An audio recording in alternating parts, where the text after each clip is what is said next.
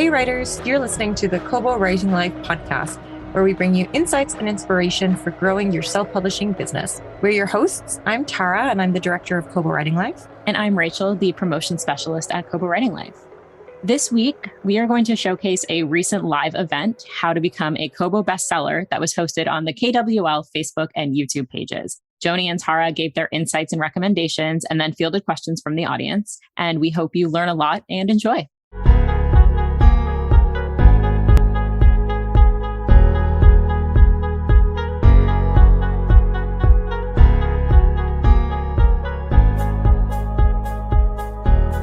Hi, everyone. Thanks for joining us for the very first live Q&A of 2022.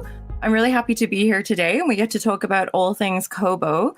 You're already telling me where you guys are coming from. It's great. We see people from Calgary, from Michigan, California, Tennessee, Northern Virginia, Idaho, coming from all over. We are here at very cold Toronto. So I'll have a little overview of what we're going to chat about today. It's a slightly different format that we have going. So we have a few slides to share. We wanted to make this kind of like a half workshop, half live Q&A. So Joni and I are going to kind of share some tips and best practices that we have with you guys for maybe the first 20 minutes. And then we can do a Q&A afterwards. So jot your questions into the chat anytime that you'd like, and we'll pull them at the end and we'll go through them. So yeah, thanks very much for everyone for being here, and really excited. So if you're not too sure who I am, my name is Tara and I'm the director of Kobo Writing Life for English language. And Joni, you want to introduce yourself too?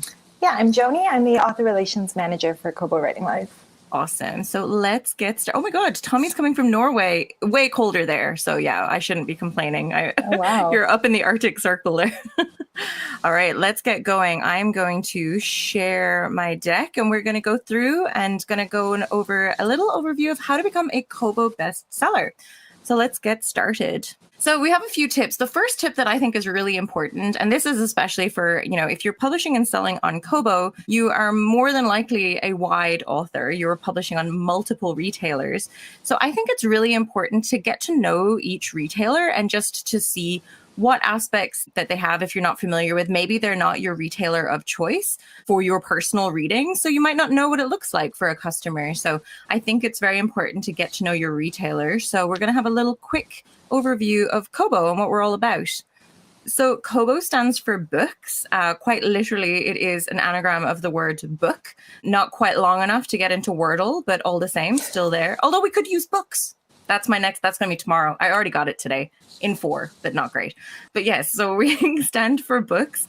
We really try to pride ourselves in being your favorite local bookshop perfected. So with Kobo, we are not trying to get you into our ecosystem to upsell you anything else. We are all about books and the digital reading experience. So we do ebooks and audiobooks. We don't quite delve into print, but we try and make the digital experience the best that it can be.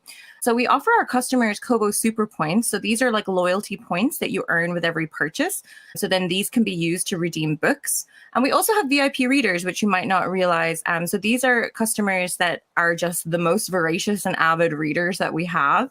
They pay kind of a membership fee to get a double or triple. I'm not even too sure the amount. They get lots of super points. They get sales that are tailored just to them and a bunch of other perks of being a VIP. And later in the slides, we're going to tell you about how you can kind of try and get your books in front of these readers, because these are the ones that I think are really good to get a toehold on. We also have free apps. It's just one app that you can read and listen to your ebooks and audiobooks together. And we're also making really innovative e-readers. So kind of wanted to give an overview of the ones. It's hard to keep track. Last year, we launched 3 new devices. So our Kobos have come a very long way. We launched our largest device last year, which was the Kobo Ellipsa. It's a 10-inch screen. And it's the first device ever that Kobo has made. So our Kobo Ellipsa is our very first device that has just stylus capabilities. So you can actually take notes, you can mark up your EPUBs, and you can take notes that you'd like. And it's kind of completely integrated with Dropbox. So there's a way of kind of just seamlessly sharing files back and forth. And we didn't stop there. We also then launched the Kobo Sage later in the year, and also the Kobo Libra 2. And what was unique about the Kobo Sage is that it integrated, we have your ebook experience, your stylus, so you can write and mark up your files. And it also integrated audio for the first time for a Kobo device. So with the Kobo Sage, the Ellipsa, and the Libra 2, you can actually connect to Bluetooth to listen to your audiobooks as well. So I just kind of wanted to highlight like what we're doing to try and make the reader experience better. And, you know, with the readers that we find that are reading on Kobo devices are really the happiest customers. And these are the ones that we want to get your books in front of, because these are the customers that we should all be seeking out. So we're coming from Toronto. That is what I said. This is our headquarters, kind of a virtual headquarters at the moment as we're all working remotely. But we are, 2 years in, and maybe we'll go back to an office, who knows? But we are here in Toronto for the most part. But we also have colleagues that are working in 10 other countries around the world. It really gives us an opportunity to tailor our book selling into all the different areas. So we have people on the ground in all these locations to bring their expertise of that local market to Kobo.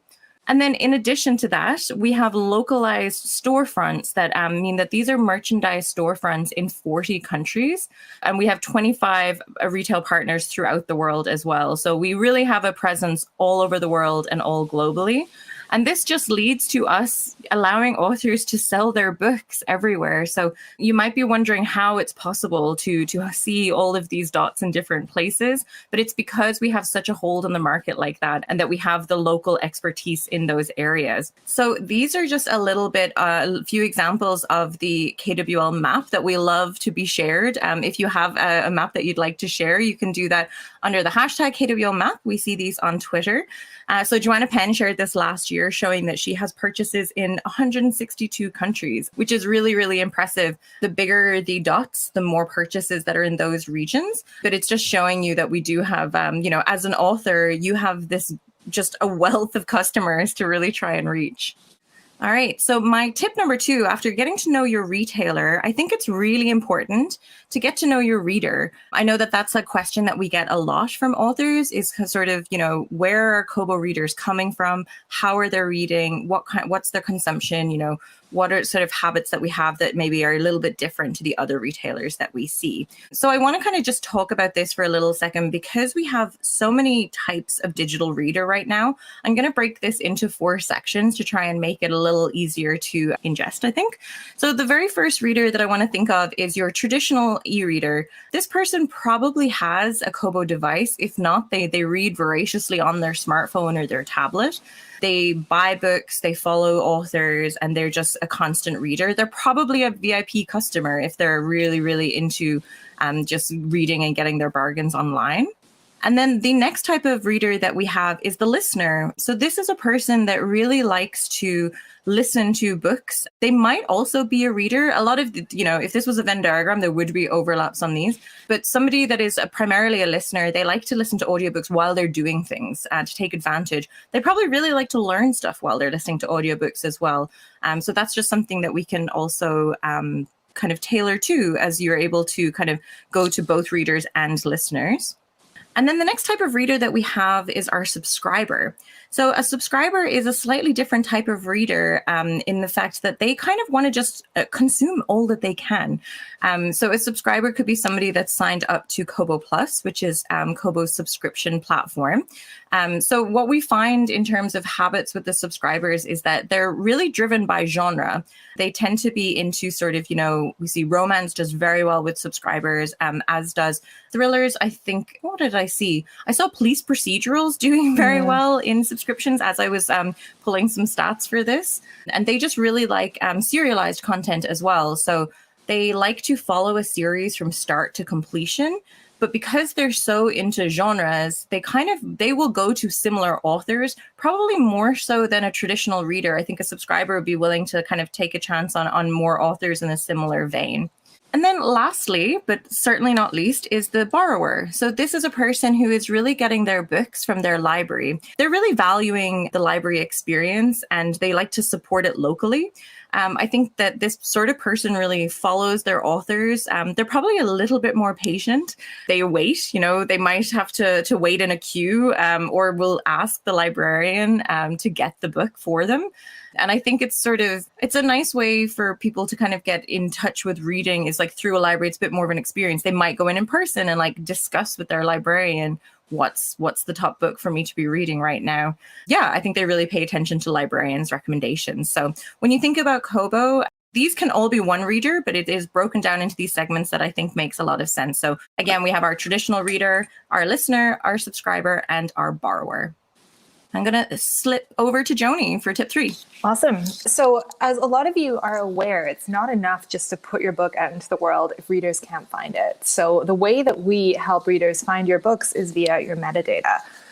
So metadata refers to all of the information about your book. So we are talking about the title, author name, all of those very important basic elements to your book, but also series numbers, series name, everything about your book is encompassed in metadata. So this is really, really important. One of the top most important parts of your metadata is obviously your pricing. And something that we find that a lot of authors do is a lot of authors don't really think too much outside of their country. They think this is where my readers are. I'm in the US, probably most of my readers are. With Kobo, that's not really true. We have listeners and readers coming from all over the world, and we think it's really, really important that your pricing reflects that. So we encourage you to make sure that you set custom prices for all of your books. As many of you know, when you put in your local price for your title on Kobo, it will auto change all of your prices to reflect different currencies, which is great. We recommend that you go in and adjust those to make them a nice rounded price. So we like that $4.99, $5.99 kind of rounded price. It looks better on the storefront, and normally it's a little bit of a bump for you. So instead of selling your book at $5.36, bump it up to that $5.99 price point. Another way in which metadata can push your sales is by pushing the next book in your series. So it's really, really important, particularly Tara mentioned subscribers who are voracious readers who they don't even want to stop. They want to keep going with whatever they've just finished. If your series metadata is entered correctly, then when you finish a book, it will automatically prompt you, do you want to read book 2 in the series? Do you want to read book 3? And it can only do that if we know that it's the same series. So this is an area where I feel like it's quite easy to make a little mistake. If you put an extra space somewhere, then our system won't recognize it as being the same series. So really important that you make sure everything's lined up. And if you want to check that yourself, you can go to the store. Your series name will show up under the book. If you click on the series name, it should show you all of the books in your series. If there's one missing, go back in and check your metadata for it.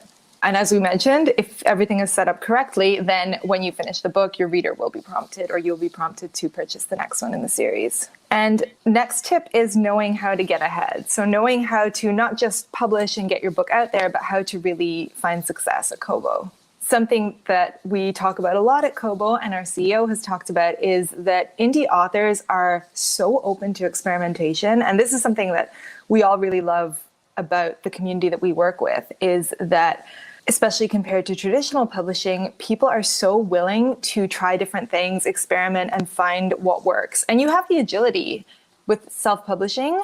You can do those experiments, you can make little changes, and you can adjust and constantly be working to see what works for you. And we really love that. We find that indie authors are the first to jump on anything new that we're bringing in, whether it be audio or subscriptions. People are always willing to jump in and give it a try. Also, this is a quote from the Kobo Writing Life podcast. So just a plug for that, where Joni is the host. So if you haven't listened, you definitely should check out this episode, and also just check out anything else and subscribe to see if there's anything of interest there.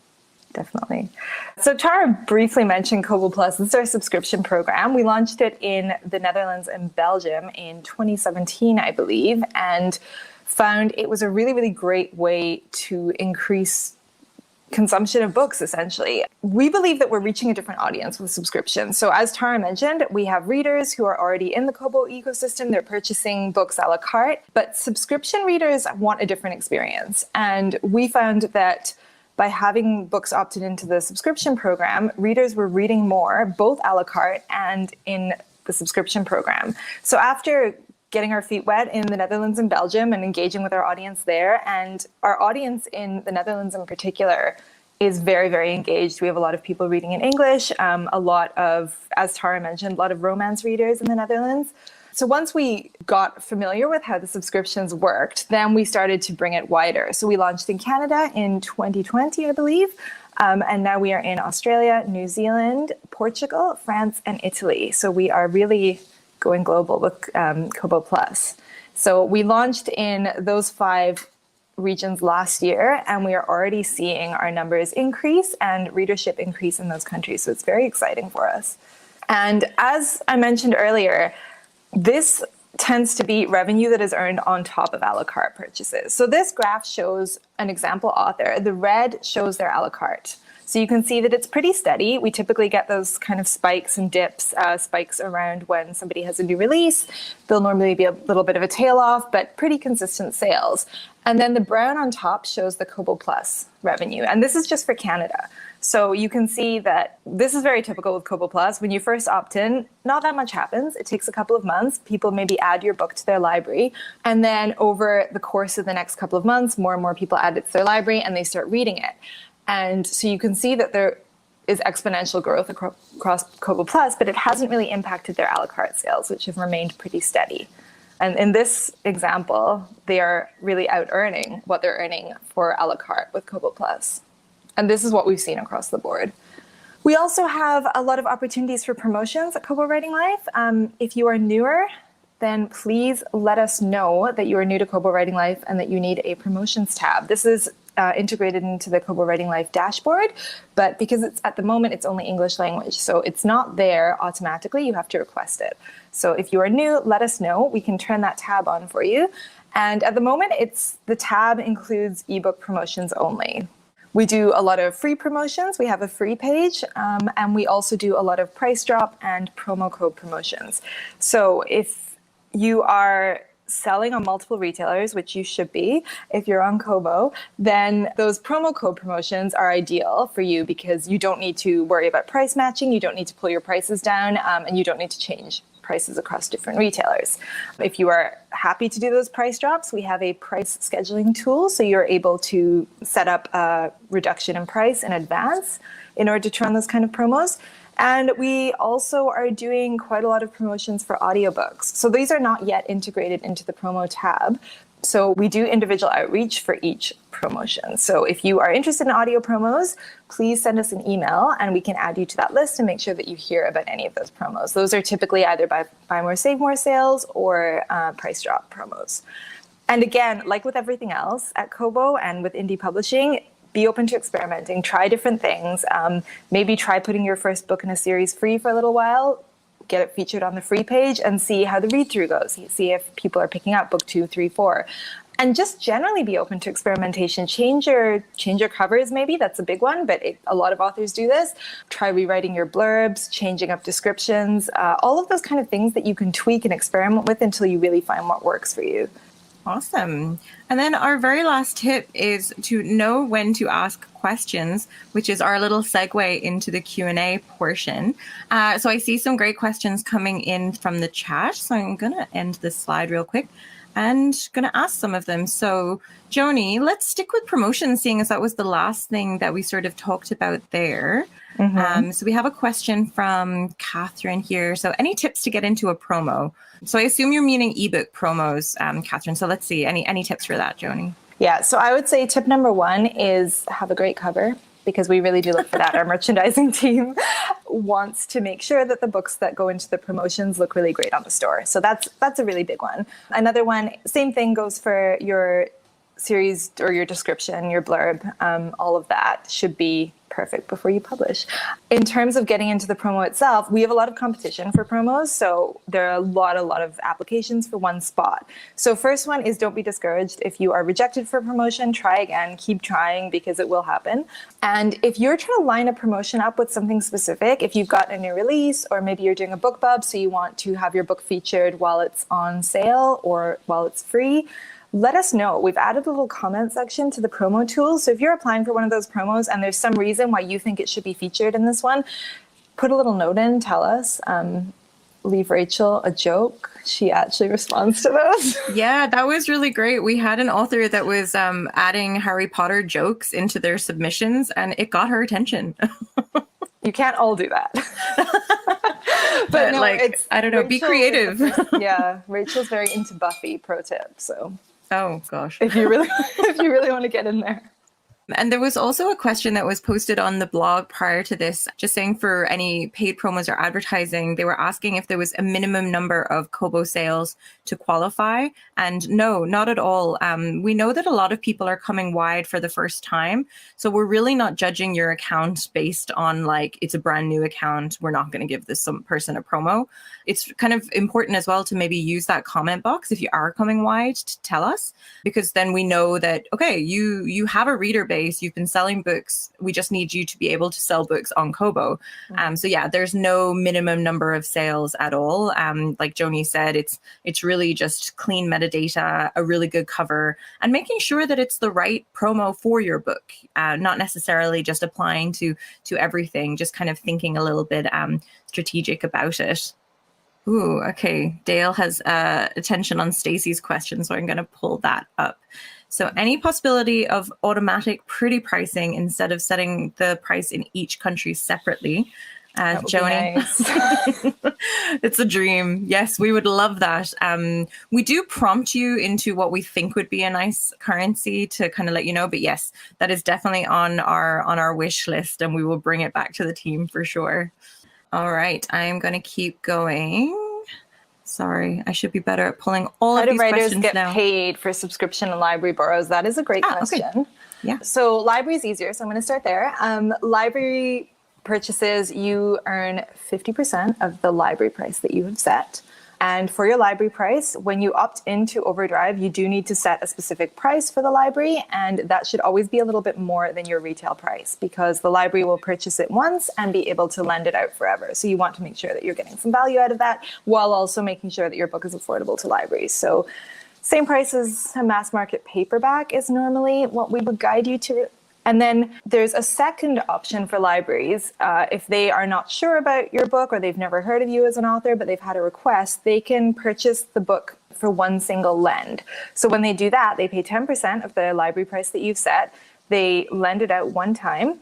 And then if they get lots of requests, then typically they will purchase the book for their catalog. So there's two different ways. You'll either see a 50% earning or a 10%. As for Kobo Plus, we pay based on, rather than page reads, we pay based on minutes read. So we reward authors when readers really engage with the text. So that means that you are being paid for rereads, you're being paid for every time that a person is reading your book at all. And that means there's no minimum. If they only read 2 or 3 pages, that will get added to the buildup of minutes that we're paying for. And in terms of amount, it varies every month because it depends on how many books are being read that month. So we aggregate the total minutes read. So however much time people spend reading books, all of those minutes make up one number, which is a little bit different every month. And then per geo. And per geo, great point. Now that we're everywhere. I know. It was much easier when it was just the Netherlands, but exactly. And then in terms of the amount paid, that is based on how many subscribers are subscribing in a given month. That makes up the total amount that we have to pay. Does that explain it, Tara? I think so. It's basically a revenue share model, like similar to how other subscriptions work, but the difference being that we're tracking by minute, and it allows us to treat audiobooks and ebooks exactly the same, which is a good segue into Erin's question, which is about when will audiobooks be added to Kobo Plus. That is hopefully coming soon. Not all of our regions that we have Kobo Plus have audiobooks and ebooks. At Kobo, we like to, I kind of highlighted where in the world that we are, where we have people on the ground, but we like to take what we call a globally local view of book selling. So we don't really want to just roll out Kobo Plus just as we do it in Canada in every single geo, because that won't work. Book selling is a little bit more nuanced than that. So not everywhere has the exact same audio and ebook. However, we would like to get there. So we're at least offering the Kobo Writing Life audiobooks into the Kobo Plus geos where they are coming. So you can definitely subscribe to our newsletter. That's where we will announce a lot of kind of development updates. And then another sort of development update question, are there plans to update the Kobo dashboard with pre-orders and subscription numbers? So yeah, if you're not too sure about your Kobo Plus sales at all, you can find them right now in your monthly invoices that are under, if you're on Kobo Writing Life, you go to My Account, there's a drop down and go to payment information. And this is where you'll see all of your invoices and all of your payment history. So each month you'll get one regular invoice that captures audio, ebooks, and library, and then we have a separate subscription one. So we're currently working on adding this to the dashboard and hope to have it soon. And we are rolling out new features. We have a kind of early stages beta at the moment that does include pre-order numbers, Whitney. So we're hoping to roll this out to a larger base of people very soon and having it be the default dashboard. So I would say just keep an eye again on our newsletter and our social where we'll announce any updates that are coming. But yes, we want to give you guys as much data and as much control as possible. So yeah, we're working ferociously at that on that at the moment, I think. Somebody asked about box sets, and that's a really great question that we didn't mention. Yes, box sets are absolutely worth doing. I think they do really, really well on Kobo Plus, which is, to me, that was surprising because I figured you've got the books anyway. But no, people who are in Kobo Plus don't want to exit out of their book and go find the next one. They want to keep reading. So if you have a series or like a completed series, or even if you have the first 3 finished, put them in a box set, especially if the content already exists, and price it high enough that you are still making money on it. You do not need to offer a big discount when you bundle 3 books together on Kobo because Kobo readers will pay for it. So I recommend absolutely, if you can, put your books into a box set, opt them into Kobo Plus and set a high price, reasonably high. Yeah. And hi, William. Thanks for joining and for the great question. And send hi to Shayla as well. Nice to see you here. Questions about Kobo Plus sales data. I think that we just got, there was a question there about metadata that I want to go up to, Joni, that I'm going to hit you up on.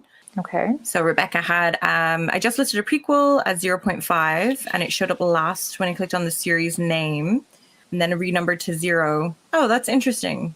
It should show up as the very first one. So basically what we allow when you're setting the series number with your series is that you can add the option for a prequel. So you can have 0 or 0.5 or 1.5, 2.5, etc. For any sort of like novellas in between that you wanted to add. If there's anything with the numbering, Rebecca, send the team an email at writinglife@kobo.com and we'll reorder them and make sure they're correct. But yes, just to flag with everyone that, yeah, you can add the 0.5 and the 0. It's a great way of making sure that your series is all together. You also don't have to add a number. What I would say for like with a box set, we get that question sometimes kind of like, what number do I add for my box set? So for a box set, I would just leave it blank and at least you have your series information and those will all be linked together anyway on our website because we are using the numbers to like prompt the next book. So once a customer finishes book 1, we're going to let them know that book 2 is available. So yeah, that's a kind of good way. So with the box set, I think you can just leave it as its own series without a specific number. What are your thoughts, Joni? Box set numbers?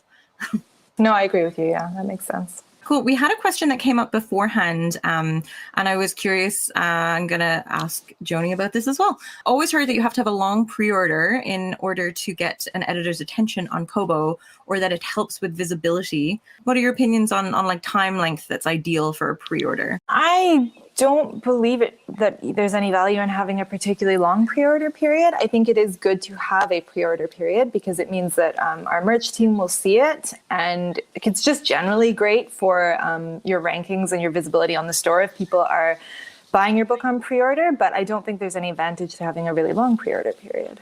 Yeah, I don't think so either. With Kobo, we don't have a time period, so you can set it out as far as you like, and it's the same with audiobooks, so you can set them out. I think get your books up there. We've actually noticed a few authors do it as their books are available on Kobo and nowhere else on pre-order. So if they have those dedicated readers that find them, it's sort of like a bit of an Easter egg that it's like, oh, in 18 months from now, you're releasing this. But obviously make it realistic. Make sure you kind of hit it out. We don't penalize for changing the dates on pre-order. So we're not going to cancel it or anything if you switch the date to move them out. The customer will get a note that the date has changed. Obviously, we would kind of, don't keep doing it because you want to kind of make sure you're giving the customer the book that they're ordering to not disappoint them. But you can switch the date if you like as well. Okay, I'm going to go back to the numbers with Corinne. I have a series a series of connected but not official number books. Do you recommend using numbers in order to utilize the automated prompt to build in your system? I think so, Corinne. If it's the same series, I would for sure. You can clarify that it's not necessarily serialized in your description, but I would take advantage of that definitely to kind of number them. Like, what do you think, Joni? Yeah, I would do them in the order that you write them, and you can always say these are standalones that they don't have to be read sequentially, but definitely, yeah, I would put them like that just to prompt that and let readers know that, hey, this isn't the only one.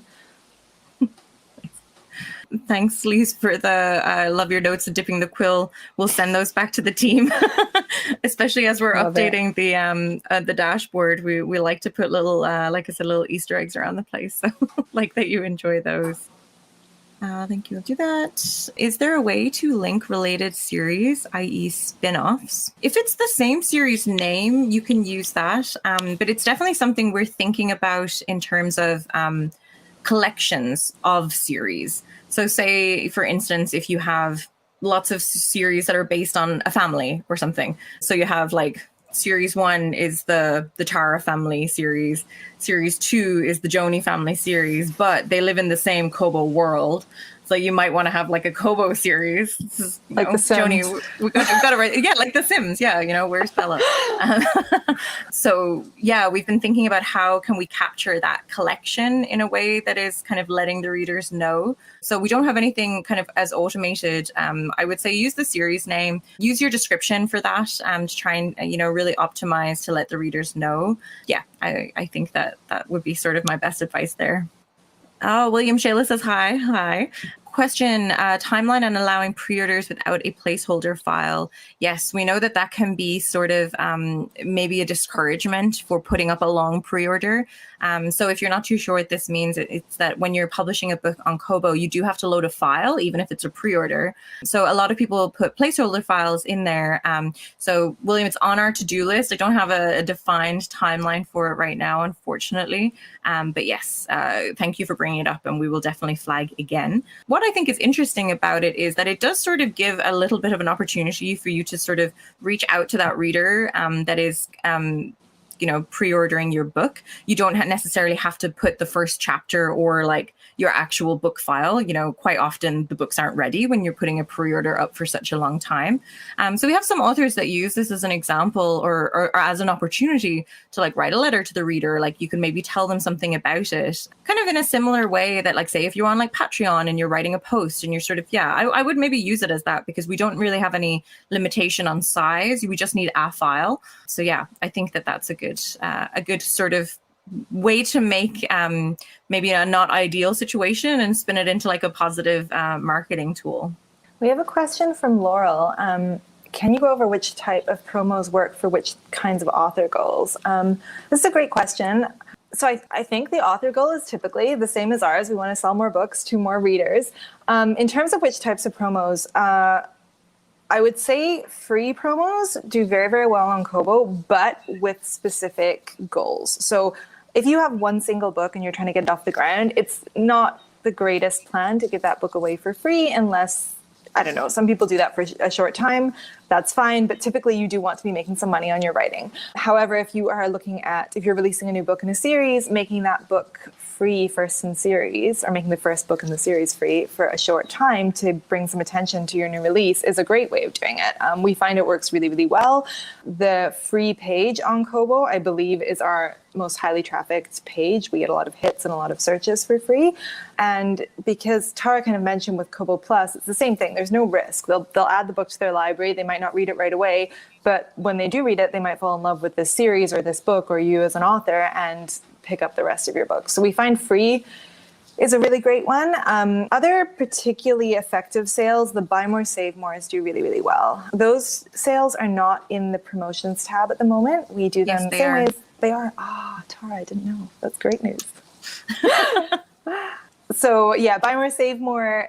The way it works is that it's typically buy 2 books, get 1 free or similar. And it really gives readers, particularly those voracious binge readers, an opportunity to load up on books and read a whole lot. So I find that when I'm going over promo results, those ones tend to be really, really highly featured. And the same with the box set sales, because I think we talked about pricing box sets. We don't have a maximum price cap on box sets. So again, you can price a little bit higher. And so a 40% discount on a quite highly priced box set or a larger box set is still a decent price. So still good for author earnings. I think those are also really good. What would you? Yeah, and the VIP promos, I think. I mean, now we're just listing all of the promos that are available. I know. But I think those ones do, those three that we've just mentioned perform very well. We do box set promotions pretty regularly. So we update the promo tab on a weekly basis. So one tip that I would have is to, set a reminder maybe every 2 weeks, every month, depending on how busy you are and how much you're balancing. Maybe you're dedicated to writing for this month and you're not focusing as much on the marketing. But just set a reminder to go in on a regular basis to just see what's available and yeah, just to kind of apply and see what suits. But also let us know, like Joni mentioned, the free page can be a great means of kind of pushing read through into other books. So if you have a BookBub or a free Booksy or anything like that, it's great to let us know, and then we can try and put eyes on it on our side as well. Because I think that's we already know if you're getting attention on your book, and we want to make sure you're getting attention on the Kobo side too. And BookBubs do very, very well for our authors. So I know that they're hard to get, but they are definitely worth doing, especially on Kobo. I think we've had a lot of authors, especially when they're new to Kobo, find that having a BookBub and just getting all those clicks to their book and then increasing the rankings on the Kobo store is really, really valuable.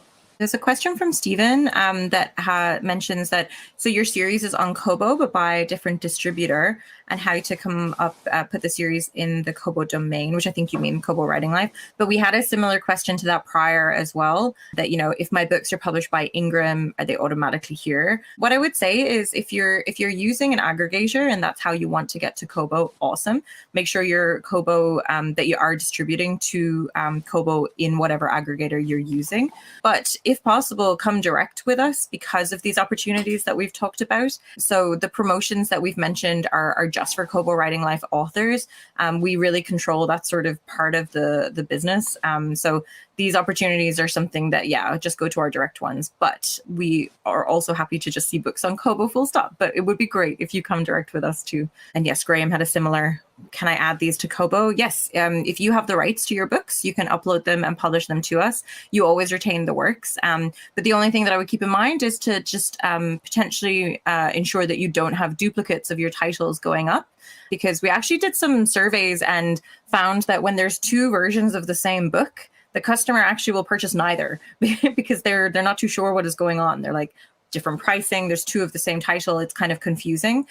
So I would always just ensure that you kind of just have one book going up. Richard Murray is asking about a group of authors collaborating on one book. And this is something that, a lot of our authors do.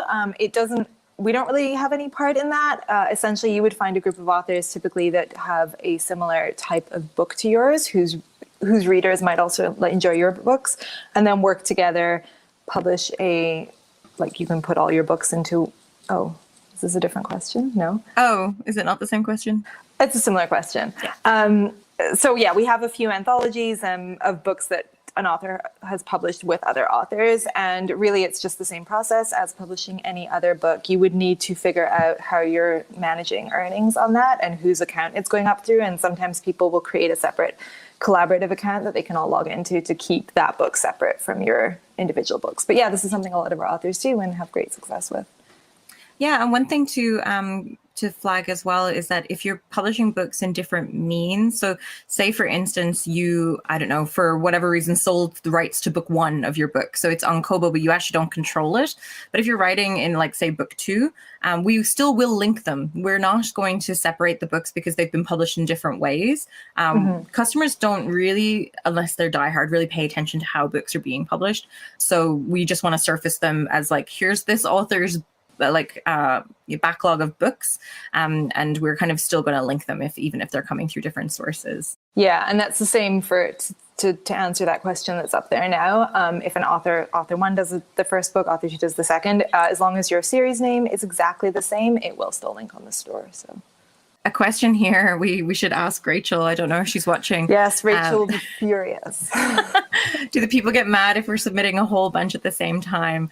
Unless, like, read the description of the promo, it might ask, only submit 10 at a time. If it doesn't, I say go nuts. Maybe Rachel will be furious at me, but I think that's fine. Yeah. And in that case, there is sometimes a limit to how many books we can feature. And if you do submit a ton of books, sometimes they won't all be accepted for the promo. That's my only caveat, but I think it's fine to submit them. It's a good question here from Erin. I know that we don't do paperback sales. So what does the print ISBN spot on the upload page do? And does it serve a purpose? It does. It actually is a way of connecting with, so some of our partners are brick and mortar stores. So for example, with Chapters Indigo in Canada and say Booktopia in Australia. So the print ISBN is actually really important to our partners. And that's why we use it. So when we're sending our feed of metadata, my favorite thing, when we're sending it through, it allows our partners to connect your print book, your ebook, and your audio, if you have it, all in one place. So without that print ISBN, it's really hard for us to connect them all together. And you might have separate listings of the same thing. But yeah, so it's basically just telling our partners, hey, this is the same book. These are just the different formats. Question, Joni, I'm going to ask about audio. Can we upload Findaway directly to Kobo, or is it better to go direct? So you can submit via Findaway. That's fine. They distribute just like, so the way it works with Findaway is it's the same as if it was coming from Simon & Schuster or Penguin or any other publisher. It goes through a separate system with a different team. So yes, they will go up to Kobo, no problem there at all.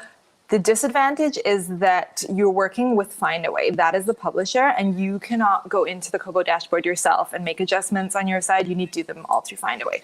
Same with promotions. I don't have anything to do with promotional features for books that are uploaded either traditionally or through an aggregator. So if your book is through Findaway, you can't take part in our audio promotions. A lot of the time, you will have promo opportunities available because obviously our merch team is working with distributors and publishers, but the ones through Kobo Writing Life, your books need to be direct. I think if you have the bandwidth to do it, it's always worth going direct just to give you that little bit of extra control, be able to go in, make adjustments, know that they'll happen quickly, be able to take part in promos when you want to. I think it's worth doing, but ultimately it's your business and you know how much time you have to spend on each retailer. So Totally. Yeah, it is a time balance. Sometimes it's easier to just have one place to push them out for. But yeah, it definitely depends on your planning. So we have a question here that Laurel has about explaining what a double daily deal is and how it differs. I think that's a great question, actually, because I think sometimes we forget that and we say these acronyms and words and forget them. So yeah, Joni, do you want to tackle a daily deal and a double daily deal? Yeah, so I want the website in front of me now, but I believe you can go to ebooks and then there's a deals page. And on that, there's featured books that change either weekly or monthly or daily when it comes to the daily deal. And so often we have a mix of traditionally published and indie published books in those spots. So essentially it is a featured spot for one day. The daily deal is very prominently featured. We do one or two a month for Kobo Writing Life. And then the double daily deal is also just a one single day price drop. And it just comes a little bit further down on the page. So you scroll and then it's also featured. It's large, it's not in a carousel, it's on its own and it's got a description and then the price drop. Different to a Buy More, Save More in that Buy More, Save More is a scheduled sale that typically lasts between 2 and 4 weeks maybe. And it will be a lot of books all together. And if somebody buys, somebody buys 2, gets a third free, or I don't know, something like that. You buy more, you get a bit of a discount. This is a single book price drop and it's one book only being featured. I hope that explains it. It sure does. Rashid has a couple of questions about payments. I think the easiest way, Rashid, would be to email writinglife@kobo.com and they'll help you out and we can investigate anything that's going on there. But yeah, our payments are sent every month to the details that you've entered. Yeah, and we are paying globally. So if there is an issue with your payment, it happens, it's fixable. Just send us an email directly with your details because we can't really get into individuals. Laurel, I'm just taking all your questions. Thank you. I'm just throwing them all on the site here. Are audiobooks produced with AI, like on Google Play, for example, allowed on Kobo? That's a really interesting question. We don't have any restrictions, I think, at the moment. But what I would say is to really make it clear to the customer that this is an AI book, that it's not a narrator. So if you're publishing your audiobook on Kobo Writing Life, you can enter in the narrator field, like those details, or just have it very clearly in the description. It's interesting because it's not quite there, the technology yet. It's so close for AIs to be very good. We actually had a meeting not that long ago where we kind of everyone on the audio side of the business where we were trying to test whether we could guess an AI or a narrator, and quite often people got them wrong. But I was surprised because I'm kind of a hater. Like I was like, I don't believe this, but I got a couple of them wrong. So No. I will say that I would appreciate it if when you upload an audiobook, you did put your narrator, because a lot of authors leave it blank. And I think it's not a required field, but it helps me. It helps the merchandisers. Some authors do love a particular narrator, and so they'll click on that name. It's just another aspect of discoverability. So if you know your narrator's name, please put it in when you upload your audiobook. Thank you. Also, some people follow the narrators. They go to different types of books that they potentially wouldn't read and follow them around. So yeah, I think it's really important to put your narrator there for sure. Question from WL. Are you aware of an author doing well by being only with Kobo? So that's a good question. We get questions about exclusivity with Kobo sometimes. It's sort of against the Kobo Writing Life ethos. Like we don't ask for exclusivity. I don't think we've yet mentioned that with Kobo Plus, actually. That's bad of us. There's no exclusivity with the subscription program at all. You can publish your book on as many platforms as possible and still be part of Kobo Plus. You can take your book down if you like. There's no kind of restrictions. We're trying to give as much power to the author as possible. So yeah, I think, it can be thought of as like, oh, if my book is only with Kobo, it can be a great marketing tool. But what we found is that our customers are sort of, I just think with authors, it's better to publish widely. It's the reason that people don't want to go with one retailer is, for if there's any changes or something happens, that you're losing your source of income. So I think it's the same sort of idea with only publishing on Kobo. I mean, there's certainly times that we do that with, some of our Kobo originals might be exclusive for a certain period as a marketing tool. But in general, we kind of encourage you to be on as many platforms as possible. Yeah, and I think, like Tara said, it is part of our ethos. We really do. It is important for us that readers are getting their hands on books wherever that is. So I think it's really important that as an author, you're getting your books into the hands of as many readers as possible. And that means putting them on all the retailers that you can. Yeah, for sure. Richard has a comment about what are our thoughts and links to an ebook from the Kobo app. I imagine it to be linked to a browser, but what a Kobo device? Oh, in an ebook. You can definitely add links to an ebook. I would just make sure that you're testing them to see if they're working. There's a lot of EPUB creation tools that automate the links really well, like Draft to Digital. Is it their Books to Read or their Universal Links? They have a really easy way of updating your end matter and making sure that the links are correct. I'm sure that Vellum has something very similar as well. So yeah, I do think it's worthwhile taking a look at. And that might be something that if you've been publishing with Kobo for a while, say your book came up a few years ago, it might be worth going back in and seeing, like, actually, where am I linking? Am I linking to a website that I'm not using anymore? I think that's good practice. I know it can be quite annoying to have to do that on each book and multiple retailers. That's why it is very handy to use a tool like Draft to Digital. But to your point also, yes, it works nicely from the Kobo app if you're reading on an iPad or a desktop or whatever. But you're right, on an e-reader device, it's not a great experience. It's not really built to have a web browser. So yeah, you can do it, but you're right that it's not ideal. No, it will still open if you're on Wi-Fi, but yeah, it's not as clean. It's not the nicest experience. Yes.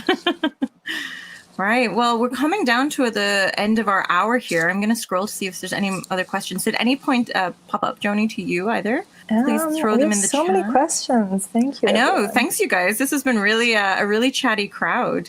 I like the questions. I like the jokes. Oh, did we talk about this? KWL authors seeing royalties coming specifically from Kobo Plus. Those are on a separate sales report, which you can find under My Account Payment Information, and then you'll see your regular monthly sales reports, and then there's a sub report, and we are working on the dashboard.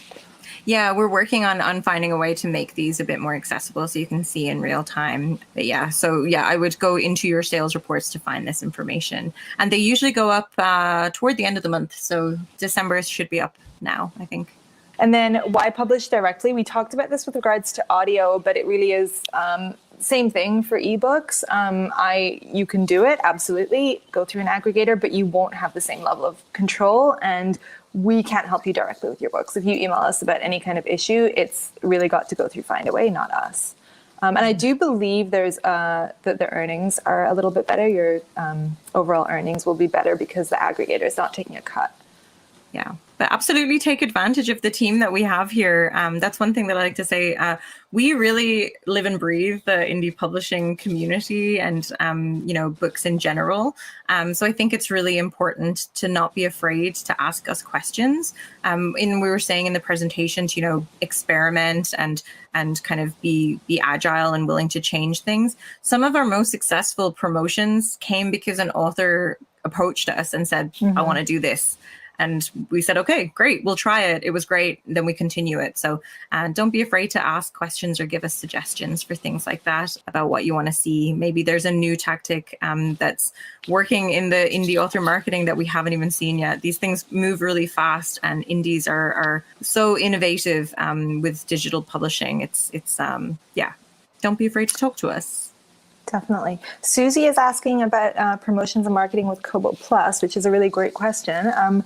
We don't have any direct Kobo Plus promotions right now. We are working on it, but at the moment, it's really more organic and algorithmic on Kobo Plus. I would say that letting your readers know directly that your books are available, like readers in Canada, readers in Australia, New Zealand, regions where Kobo Plus is available, let them know that your books are there. But at the moment, it's almost kind of a good thing because you can opt your books in and just let them do their thing while you're still doing marketing on the a la carte side. Absolutely. Stephen had a question about the sources for metadata for Kobo Writing Life. So your question is about authors talk about adding metadata through their ebook files. If you're with like a traditional publisher and that's how you're uploading to Kobo through our FTP system, you definitely would be adding your metadata there. It's really good for accessibility and everything like that. If you're creating your EPUBs yourself, sure, you can add that. With Kobo Writing Life, we try and make it as easy as possible. So it really is just open text fields where we're getting the data that you can enter there. So you don't have to worry about an Excel or an Onyx file or anything like that. But yeah, so thanks for that question. And just jump on all the metadata stuff because, Yeah, it's your area of expertise. Oh, nice. And then, Erin, I'm going to flag this and just highlight you there that you're doing a TikTok live at 4 Eastern about being wide. So if anyone is interested in joining that, I'm just you all need to pressure Tara to get on board with TikTok because we're all hooked on it. I haven't joined yet. I just don't know if I can have another time suck. I know that I should. Even my dad is sending me TikToks right now. And I'm like, oh, come on. I'm embarrassing for you. No, it is a time suck. Don't do it. But I like it. But I want to get some Kobo Writing Life TikToks going. So Joni. No. I'm a consumer only. Nice. Oh, well, anything else? Let me see. Is there any other last questions before we end for the day? This has been really great, and we'll certainly do another one. We plan on having some sort of we're going to do some more author Q&As for these events, but we can definitely do a Kobo focused one in the future too. Regarding pre-order sales on the dashboard, are we able to activate that for people who email us, or is that beta closed for the moment? Yeah, send us an email. We can do it. Send us an email. writinglife@kobo.com and put my name on it and I'll activate it for you. Perfect. Yeah, seeing as it was your idea, you can do that. All right. Well, Catherine says indie publishing is great on TikTok. All right. Sold. We're going to have to do it now. All right. Was the last question that came through here about audiobooks and narrators. Oh, that's a excellent point. Thank you for that. Okay, I'll pass that on. We should default to always have the narrator field, I guess, yes, right? We should. We should. This is why things are still in beta. So thank you, Rose. These are good feedback that we can give back as always. And Richard, thank you for your kind words. And thanks for everyone for joining. I think that was kind of all I wanted to share right now. Anything last that you wanted to mention, Joni? No, this was great. Thank you so much for coming and asking us questions. Yeah, and if you have any Just Tara and suggestions, no, and if you have any suggestions about anything that you'd like us to cover on a little workshop like this, let us know, and we can definitely get that done. So have a wonderful rest of day, everyone, and yeah, thanks for the great engagement. Bye. Thank you. Bye. Thank you for listening to the Kobo Writing Life podcast. If you're enjoying this podcast, please be sure to rate, review, and subscribe. And if you're looking for more tips on growing your self-publishing business, you can find us at kobowritinglife.com.